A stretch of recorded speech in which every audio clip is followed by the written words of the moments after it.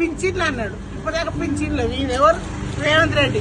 ఇప్పటిదాకా పాదల్లో పింఛన్ కూడా వేయలేదు. మాకు కూడా పింఛన్ గరీబోళ్ళం ఉన్న సౌకర్యం కదా, గరీబోళ్ళమే కదా, మాకు కూడా పింఛన్ ఇస్తున్నాడు. ఒంటరి మహిళలు కొడుకులు లేరు, మాకు 2 బిడ్డలే.